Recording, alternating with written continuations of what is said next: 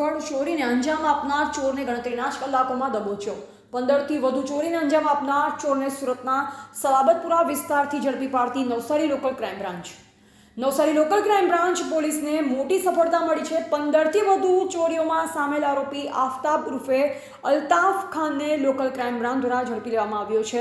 આ ચોરે નવસારી ટાઉન વિસ્તારમાં ચોરીને અંજામ આપ્યો હતો।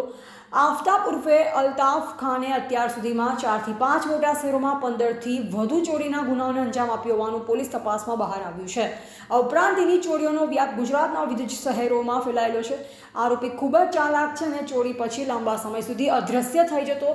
ચોરી બાદ નવસારી શહેરમાં લાગેલા સીસીટીવી ફૂટેજ આધારે નવસારી લોકલ ક્રાઇમ પોલીસની ટીમે તત્પરતાપૂર્વક કાર્યવાહી કરી અને આરોપી સુધી પહોંચી જોકે તેની પાસેથી મળી આવેલ ચોરીનો મુદ્દામાલ કબજે કરી વધુ તપાસ અર્થે નવસારી ટાઉન પોલીસને સોંપવામાં આવ્યો।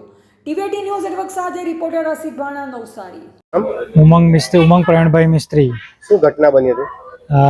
સવારે મારા મમ્મી લોકો શાકભાજી માર્કેટ ગયા હતા શાકભાજી લેવા માટે। તો એ દરમિયાન 7:30 થી 8, 8:15ના ગાળામાં એ દરમિયાન ઘરમાં આ નકુચો તોડીને અને અંદરથી અડાગડો મારીને ચોરીની ઘટના બની હતી। એમાં ઘરના કબાટનો સામાન અંદર વેરવિખેર થઈ ગયો હતો અને મારા મમ્મી લોકો આવ્યા શાકભાજી માર્કેટથી 8, 8:15ની આજુબાજુ।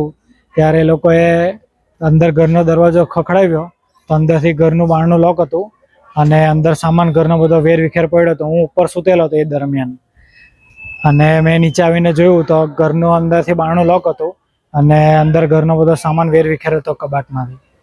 પોલીસને જાણ કરવામાં આવી છે? પોલીસને જાણ કરવામાં આવી છે અને તરત જ પોલીસ ઘટના સ્થળે પહોંચી હતી અને પોલીસે એમની કાયદેસરની કાર્યવાહી આગળ કરી છે।